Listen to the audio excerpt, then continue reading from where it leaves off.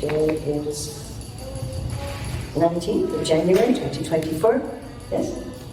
Here at Govardhana. And we're going to explore how to find Krishna in our everyday life.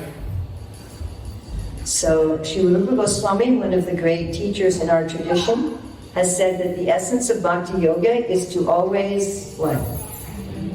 Remember Krishna. And why is that? Because Krishna explains in Bhagavad Gita 8:6, we have now in this life, our body, our family, all these things, is a result of our thoughts and actions in previous lives that we will grab onto, especially at the time that we're passing from this body. We will grab onto whatever has been most important to us in our life. And just like one time I took our students on a field trip, and on the way back there was a building on fire, and the kids said, we want to go see it. So we saw there outside of this burning apartment complex, there was a young woman with her 3 children, and she's standing there barefoot. And when the fire started, she didn't grab her wallet, she didn't grab her shoes, she just grabbed her children. And similarly, at the time that we leave this body, we will mentally, on the subtle platform, try to grab whatever is most important to us. And that determines, that along with our karma, along with our activities, determines where we go. We are definitely the architects of our own fortune or misfortune. So what should we think about? We should be absorbed in the divine. We should be absorbed in Krishna. We should be absorbed in that which is spiritual. Then our next destination is spiritual. So one might think that after Krishna, is this too loud? Should I move the mic away? Closer? No, yeah? good. It's good? Okay. So we might think that right after Krishna says this verse, that whatever you think about, you become, that he might say, so give up everything in the world and just sit down and meditate in some holy place. But that isn't what he says. In the next verse, 8:7, he says, Mam anusmaram yujya cha.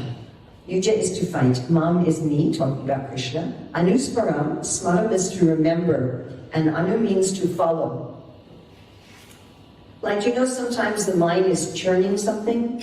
Yes, you ever find your mind churning something?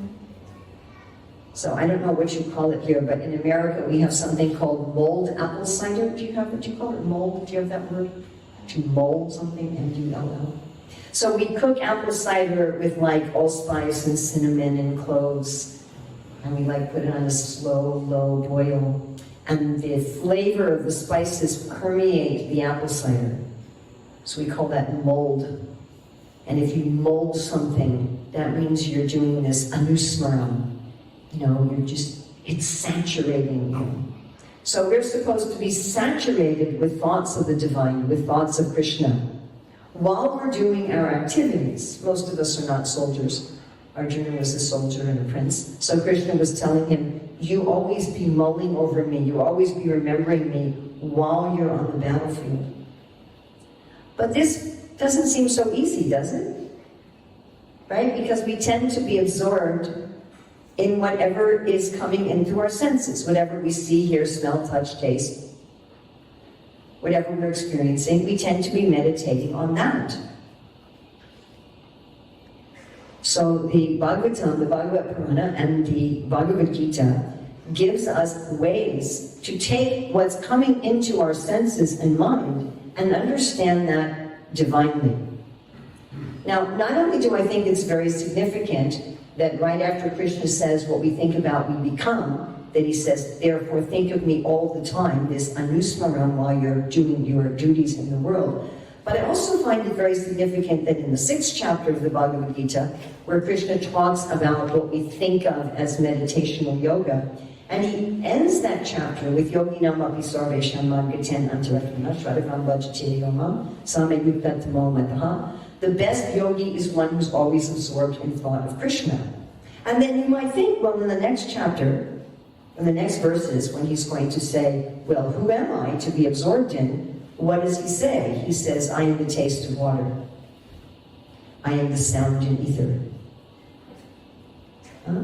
So I do have a presentation on the verses from the Bhagavad Gita in our book that's over there. We have a whole section from the Bhagavad Gita. I am the light of the sun, I am the taste of water, I am the sound of ether, bodies of water, I am the ocean.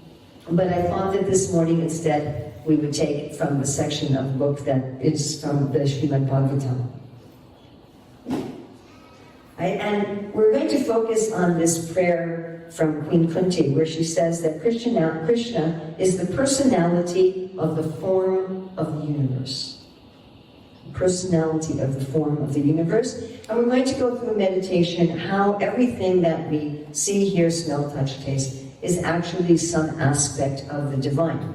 So I'd like to ask each of you, if while we're going through this, maybe you can take some notes on paper, your phone, whatever, and pick 1, 2, or 3 of these that you're going to be meditating on in the next week. And then I'm going to ask at the end for people to give at least one of them. So I'd like you to pick one. Okay? By the way, those of you who want to go deeper, we do have the book, and if you go to YouTube and you go to the channel of Mahatma Das, you'll find a video there called I Am, which is a beautiful musical rendition of these verses, particularly from the Bhagavad Gita, that say the same thing. All right, you ready? All right, now I hope you can see it well. The sun kind of washes out a lot of this here. So, the voice of the Lord is fire. Actually, his Sudarshan weapon is called the Master of Speech. And we can think about voice as fire. Okay? Speaking can illuminate, purify, burn ignorance and misconceptions, or it can also harm. Okay? But the speech of the Lord and the speech of the devotees, when they are speaking on behalf of the Lord, they have this beneficial aspect of fire. The Vedic hymns are coming from his skin.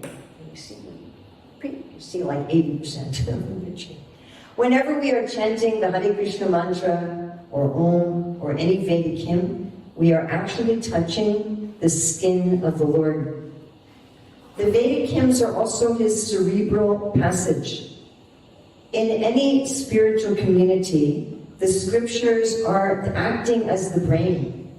And the flow of spiritual knowledge from the brain of the Lord is actually allowing that community to function. The Vedic mantras are coming from his speaking. Obviously, the Bhagavad Gita is Krishna's direct speaking, but any of the Vedas are the voice of the Lord.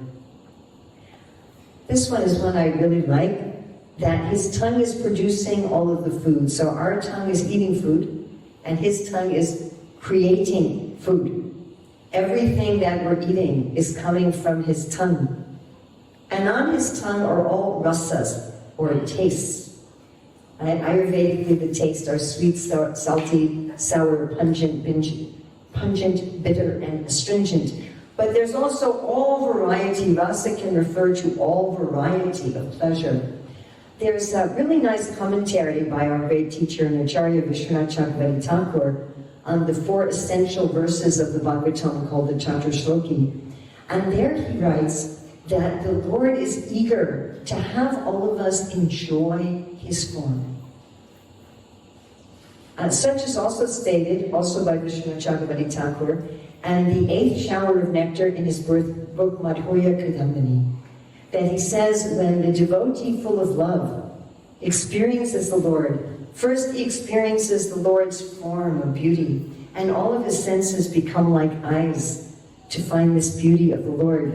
And then he experiences the Lord's fragrance, and all of his senses become like a nose to smell the Lord. And he hears the voice of the Lord rumbling like thunder, and all of his senses become like ears to hear the Lord, and so forth. Now the difference between the devotee in love, enjoying the form of the Lord, and a materialist, is a materialist tries to take all these tastes, all these rasas, from the Lord's tongue and steal them. Something like, I'm staying here on the property and I have a nice little room. So in my room, most of the furniture is built in, but there is a chair. right? And there is a towel, and there's a bar of soap. Thank you, Sadhana, for the bar of soap. So if I said, well, I'm going to take this chair with me, you know, it's mine.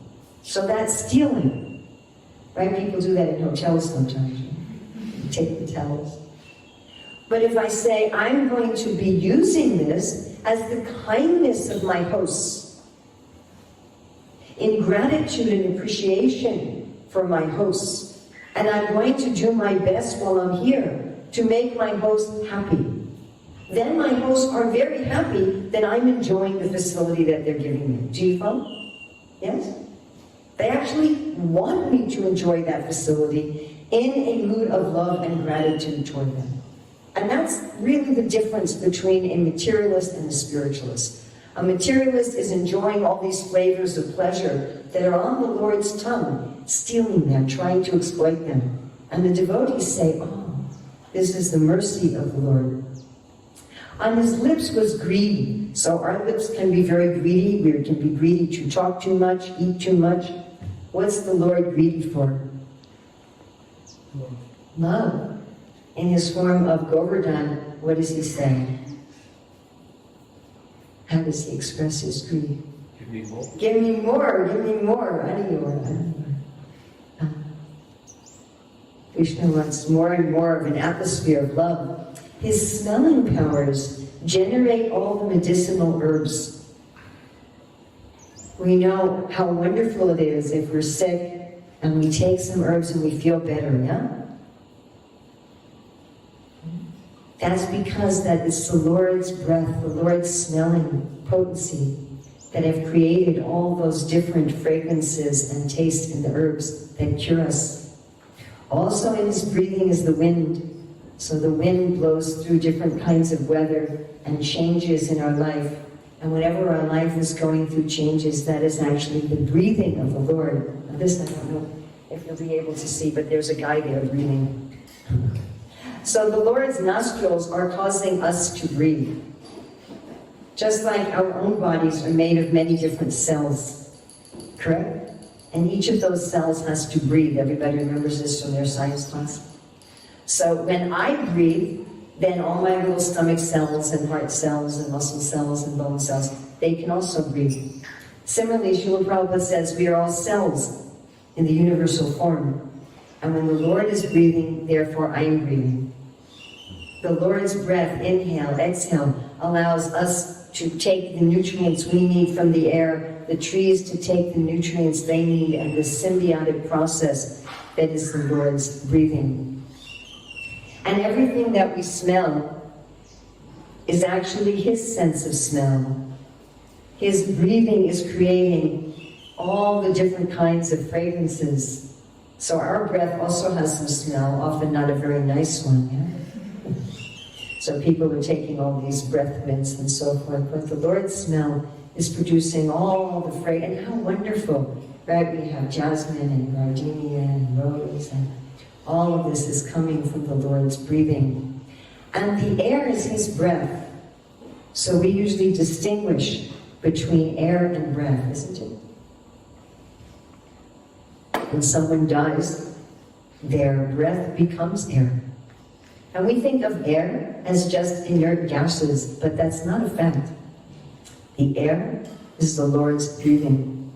It's full of his prana. Whenever we are breathing, we are actually breathing in the prana and energy of the Lord. And his eyes create form. My eyes see form, his eyes create form. Yeah, we can't do that. I can't look at the table and like, cheesecake. And I really like this one. By the way, did any of you know Nadia Mani, who's the Kirtanir, wife of Urmila Harinam? So she did all of our illustrations here. And everyone says, I didn't know that she was an artist. Okay, she has really nice one here. Yeah, I really like this, that his eyes are generating all the forms that glitter and shine. Everything is created by the Lord's glance.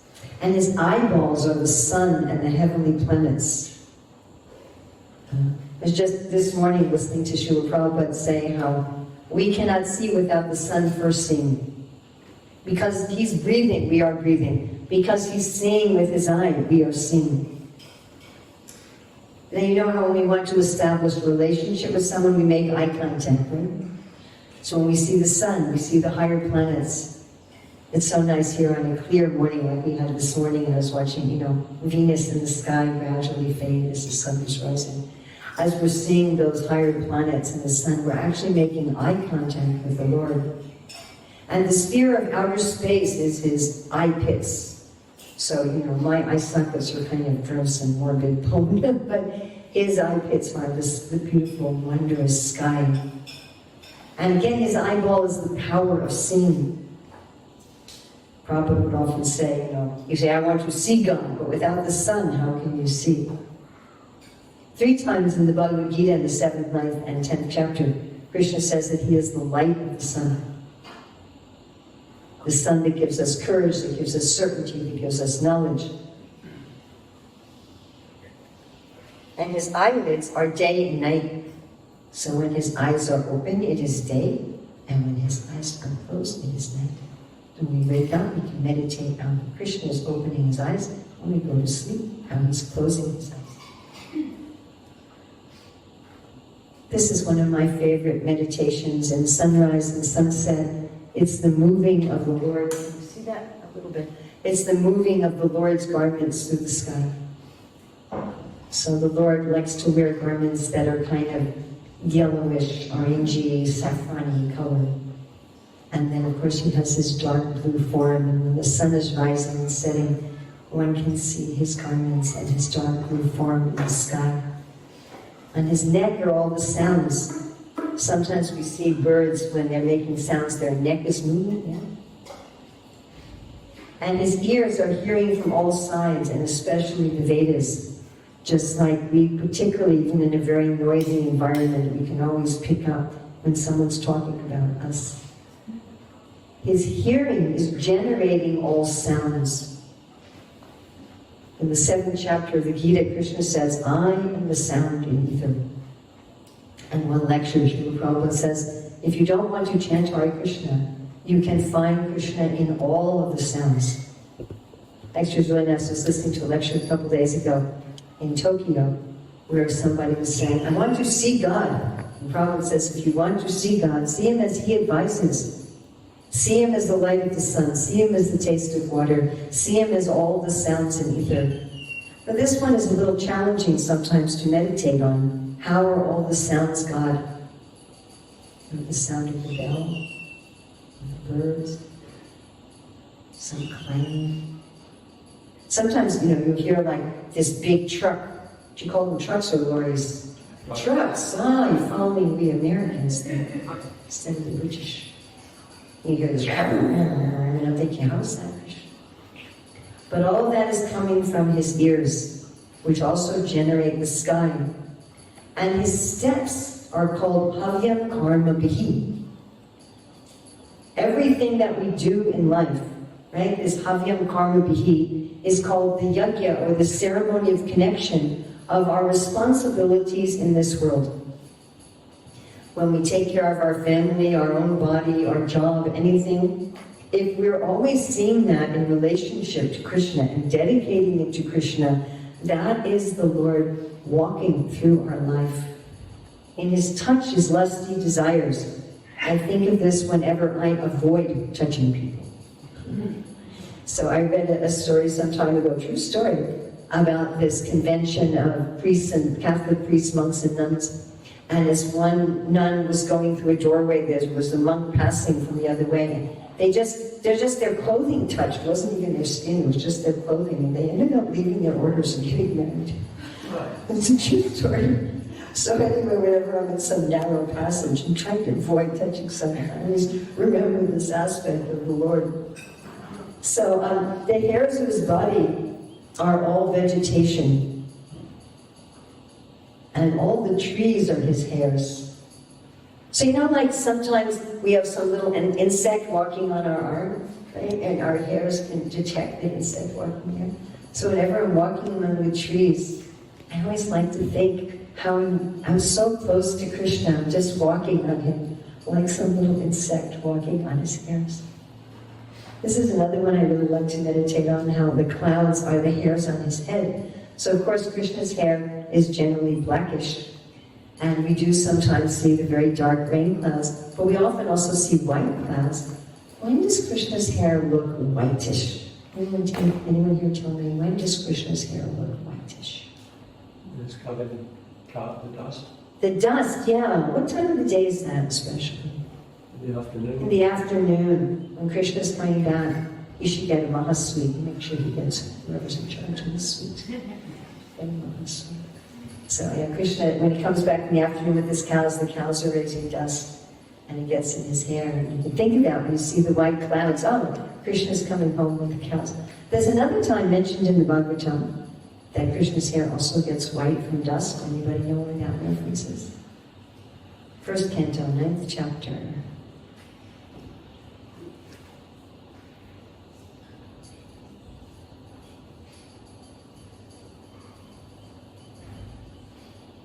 Anybody know? Got a lot of sweet waiting for somebody. That's on the battlefield of Kurukshetra. Bhishma talks about how Krishna's running towards him with the chariot wheel, and his hair looks white from the dust of the battlefield. So all of the drugs and the herbs, so even the pharmaceutical drugs, not just all the herbs, so they're produced by the Lord's breath, and there they are as his hairs also. And that's why these different medicines have potency, because they're growing from the body of the Lord and energized by his breath. On his nails is electricity. Whenever you turn on a light switch, turn on your phone, that's the touch of the Lord's nails. And on his nails are the horse, mule, camel, and elephant. So these are all working animals. So nowadays, of course, human society uses mostly machines. But these are the traditional animals that worked in human society, and just like our nails can act as tools. Well, this is another one of my favorites. So on the Lord's nails are all the stones. And whenever I see anybody who has painted nails, right, especially women tend to paint their nails, and you think, oh, Krishna's nails actually are like emeralds and rubies and diamonds. Actually, it's described that Krishna's toenails are so effulgent that when he rests his feet on multicolored jeweled footrests, that the brilliance of his jewel-like toenails washes out all the other colors. Wild animals are on his belt zone. So what does our belt do? Our belt is functional, it holds up our clothes. And these wild animals also perform a very important function in the whole ecosystem. Perhaps many of you have seen it. Actually, I just posted it on Facebook. There's like a 10-minute video about how in Yellowstone National Park, when they reintroduced the wolves, it changed the whole ecosystem. They just reintroduced one pack of wolves, and it changed how the rivers flowed. It changed how the forests were developing. It changed which animals were flourishing. So these various animals, they act as the Lord's belt, keeping the whole ecosystem together. His feet give us protection from all kinds of fear. This is something you can remember when we're walking, especially if we're walking on uneven ground or where there's stairs and we're really conscious of our feet, giving us stability and protection from fear. From his genitals come all of the rain. So generally a male can produce offspring only of its own species. But the Lord says, Aham bija pradalpika. He is the father of everyone, and all of the different species are coming from his semen in the form of rain, which also produces all of the waters. Therefore the waters are full of life. Water is the essence of life for our bodies, our food, everything, right? This is all ultimately coming from water, which we are alive and cleansed and nourished because of Krishna's potency that's full of vitality. How can you remember God when you're on the toilet? So he also has an evacuating organ of the universe that gets rid of envy, misfortune, and death, just like our body releases toxins. Yes? So also in the universe, there's a system for getting rid of that which is toxic. And his teeth are Yamaraj, punishing the sinful. Whenever there's some heinous criminal that's being punished by the government, one can understand that's Krishna going, but his teeth are the art of affection. When we feel Krishna's affection, and that means he's smiling at us and showing his teeth. On his back is immorality. One time an airline pilot asked Srila Prabhupada, if God is all good, why is there evil in the world? And Prabhupada said, evil is on God's backside. So even the evildoers, those who are malicious, those who are cruel, they're still in the body of God, but they're on his back. They can't see him properly. They can't relate to him properly. From his veins are all the rivers and the rivulets. So what do our veins do? Our veins are distributing nutrition, collecting waste, and the rivers and the rivulets, they are defining the borders of countries. They are making places for human habitation. They're directing the wandering of animal herds, transporting goods from surplus to need. And every time you see a river or rivulet, we have some wonderful ones here on the property, yes? You see them, these are the messengers of the heartbeat of the Lord. On his bones are all the great mountains, and we have some mountains here, small ones. And just like in our body, the bones give structure and support, so the mountains give structure and support in the universe. And his arms are the great leaders who protect others, and the great devas, the celestial beings who are protecting the universe, headed by Indra. And those who work in the field of government to protect others. Anytime anyone is giving protection to others, they are acting as the arms of the Lord. So one of the Lord's 64 qualities is shyness. And this shyness, his modesty, is in his upper lip, something like this. Just like you can look out at the world, and it almost seems like an artist who hasn't signed his painting. You know, the atheists can look at the world and they don't see God, because he can be very shy. But hankering is his chin. Like a child sometimes when they want something, they say, I want that. And what does Krishna hanker for? Our love. Love and reciprocation. On his heart is Dharma. When we are following our Dharma, when we are acting authentically, being the best expression of ourself in an honest way of real value, we are right on the heart of the Lord.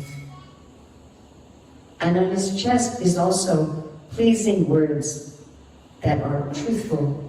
So it's easy to speak harsh truth, but when we speak truth in a way that's pleasing, we are being embraced to the chest of the Lord. And there is his heart of Dharma, and also there is the goddess of fortune.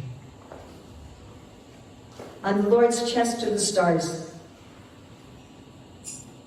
So sometimes we see that Krishna wears like glittering necklaces. They glitter, they reflect the sun, look like stars. Sometimes Krishna also puts such necklaces on his devotees. And when we see the various stars in the sky, and these are the Lord's necklaces on his chest. The ocean is his waist. So in the Bhagavad Gita, Krishna says, of bodies of water in the sea.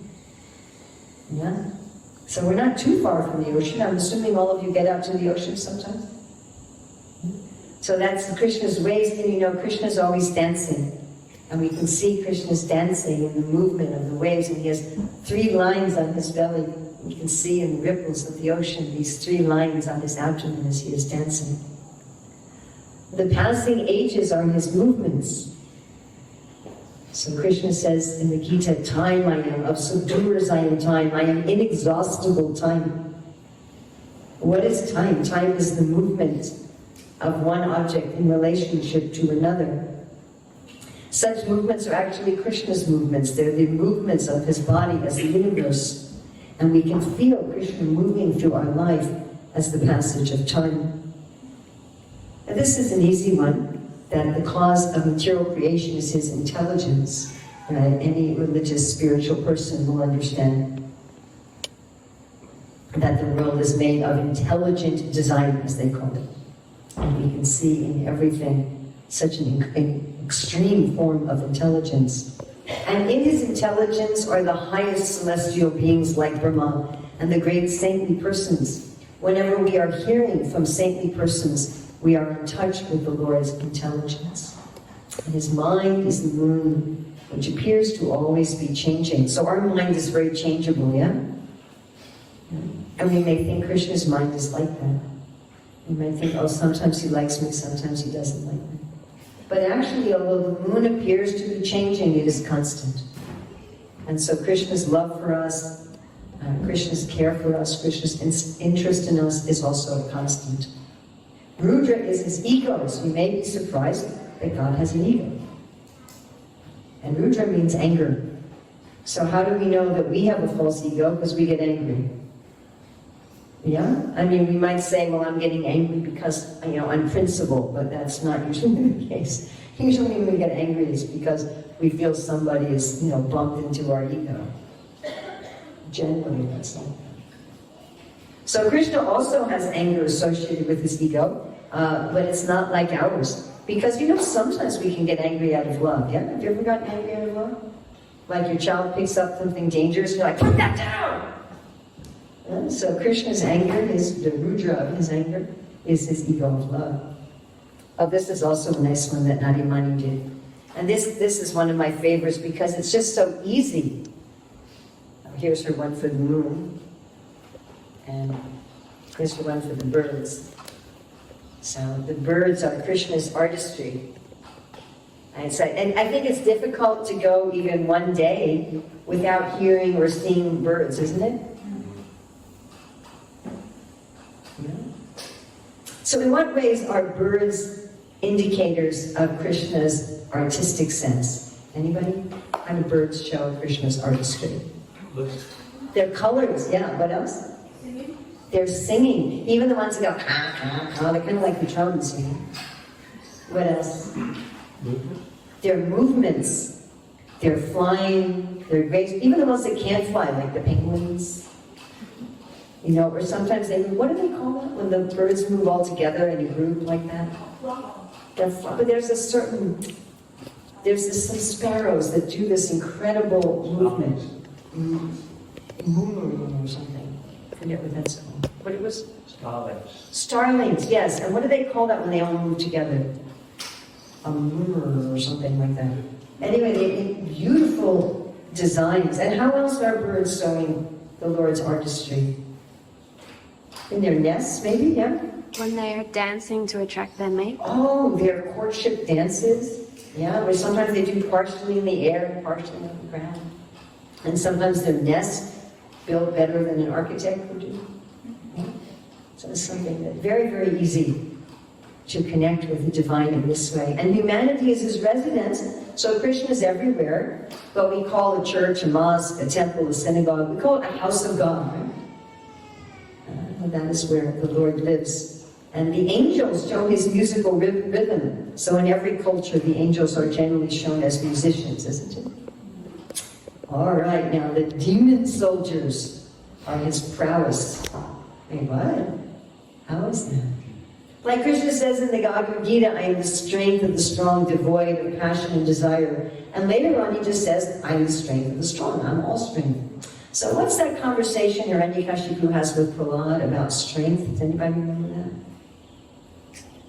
Where do you get your strength from? Yeah. He says, where do you get your superhuman power from, Prahlad?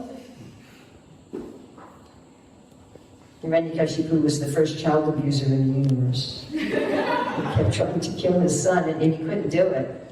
His son wasn't killable. And so he asked him this question, where are you getting your power? What does his son say? From the same place you do, from God.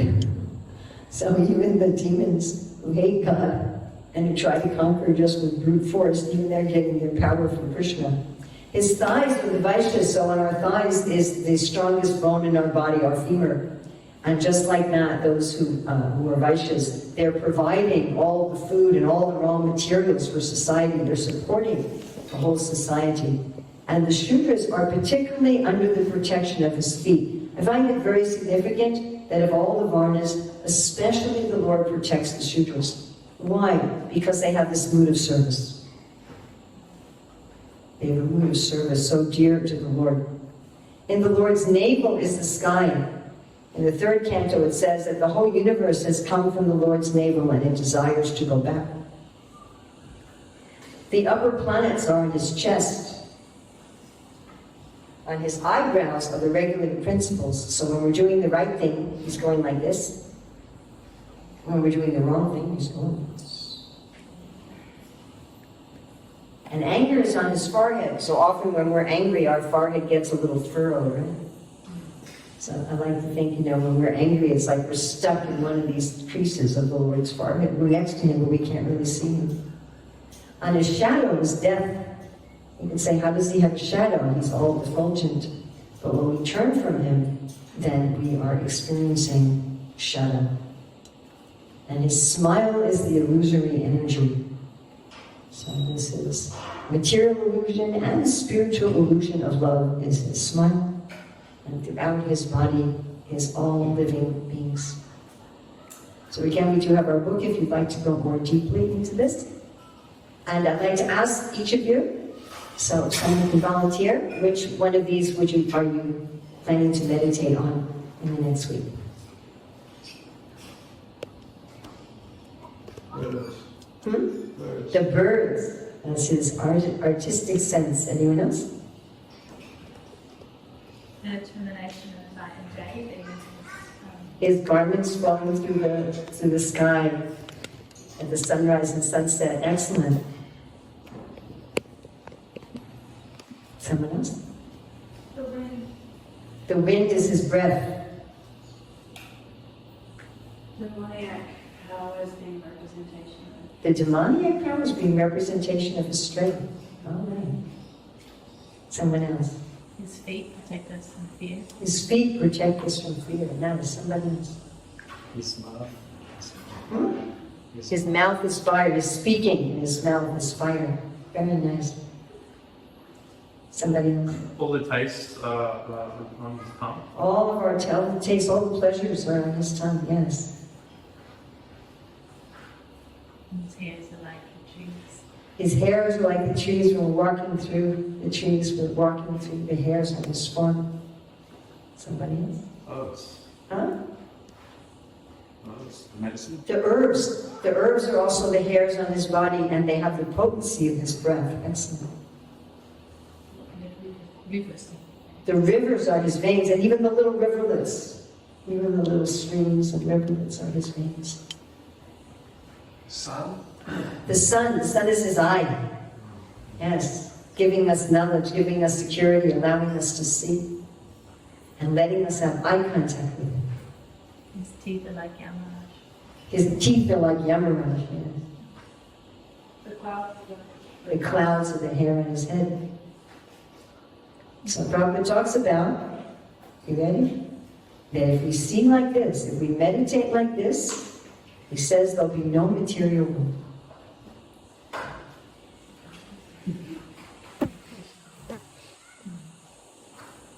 In Krishna book, chapter 20, Prabhupada says that Maya exists only within the mind.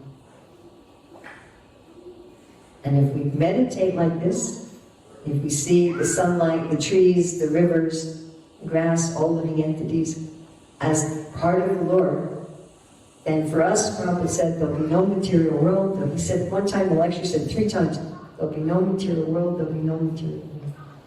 Of course, we'll still have a physical body, and we'll get cuts and scrapes and sniffles and sneezes, or tragedies. But we will not experience it as the material world. We will experience Sarvakalam Vidam Brahman. Everything is spirit. Vasudevam Sarvamiti. That Krishna is everything. Thank you very much. Srila Prabhupada ki jai.